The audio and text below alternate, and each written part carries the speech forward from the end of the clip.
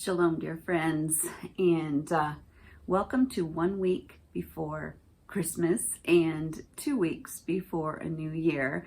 And of course, I've got Word of the Year on the brain because I've been searching for my Word of the Year. I think I found it, but I'm not going to go into it really quickly. I still love to pray about it, look it up, stuff like that.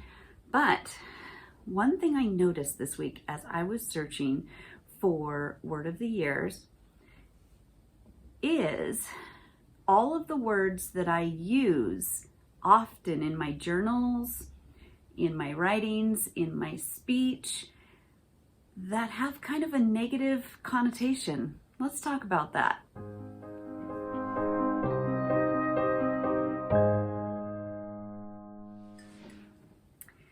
So yes, I do use some words that I have really been thinking about as I can see them popping up everywhere.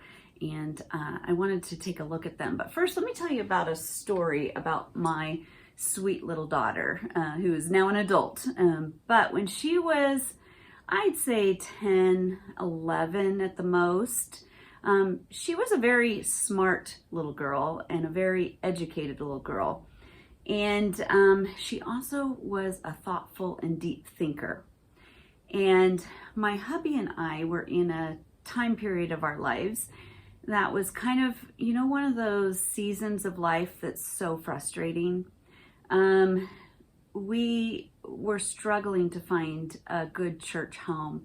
We were struggling just day to day to raise the kids and make ends meet. And I don't even know what the exact subject was for. It probably had something to do with, in fact, I think it was our marriage ministry. We were teaching Sunday school classes and we were super frustrated with the young marrieds that so many of them had gotten divorced and we weren't successful. And often, I'm an overachiever, my hubby's an overachiever, and we set goals for ourselves sometimes that aren't met and we often fail. On a regular basis.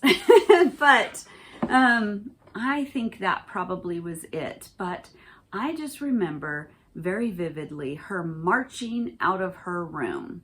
And she was flustered and upset. And she had in her hands our dictionary. The dictionary, back in the day when there wasn't internet and Google and all those things to search, you had to actually do your homework with a dictionary and encyclopedias. Well, she had a dictionary and she slammed it down on the table where my hubby and I were hanging out.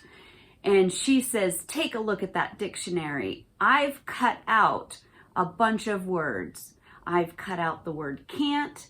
I've cut out the word won't, quit." We lifted this book up and we opened it and there were cuts and holes in all through the pages. I mean, she had found so many words that she just cut right out of the dictionary. I still remember that to this day. And we ended up not quitting marriage ministry at that time because of a little girl who told us to quit being so negative and quit using the word can't, won't, quit, frustrated. I don't know, all the different words that we were using. But as I was going this week and just kind of searching through some of my old journals that, just seeing how God has grown me through the years and all of the growing that He's had me do. And I started to see a theme, of course, with words like can't or frustrated or regret. Those are some of the ones I'd love to cut out of my vocabulary this coming year. So for 2023, I don't want to be using those a lot. Or the word but. I often will say something positive like I'm going to do this or I should do this, but ...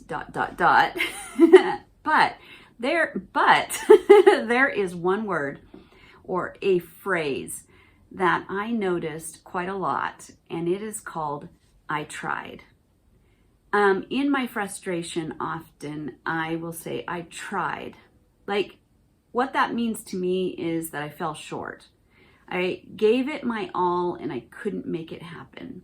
In fact, this word was so prevalent in my life that years ago, I actually told my hubby in just kind of a sorrow, and this was quite a few years ago, I said, when I die, I want you to put the words, she tried. And that, I felt like it summed up my entire life. I had tried to be a good mom, and I failed in some areas. I had tried to be a good wife, and yet I failed, and I wasn't always the greatest wife. I tried to keep a clean house, and yet I seemed to always fall short. I tried to be a good daughter-in-law, a good daughter, a good aunt. I, through the years, really wanted, when my little nieces and nephews were growing up, I wanted to be that aunt that sent packages filled with candy and goodies, and I was barely surviving in my own life. And so I tried.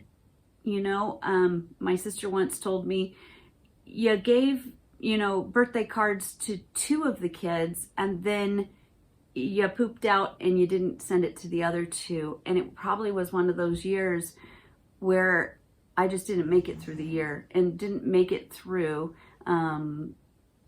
everything that was going on.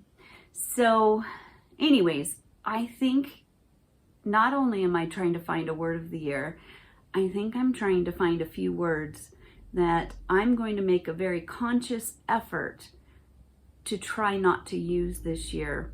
What are some words that you actually find yourself, like look through journals or listen to yourself, listen to video recordings? What are some words? Ask your spouse, ask your children, what negative words do I use all the time that I should remove from my vocabulary? And maybe make a conscious effort to remove them. Try to remove them. I won't remove the word I'm trying because I want to always be trying. I just don't want to get to the end of what I was trying to do and say, I tried. I tried. I can say, I did my best, and that's just going to have to be enough, and I gave it my all. But the word that I use, I tried, usually means that I fell short. So tell me today in the comments, what are some other negative words that we should all, let's come up with a huge list.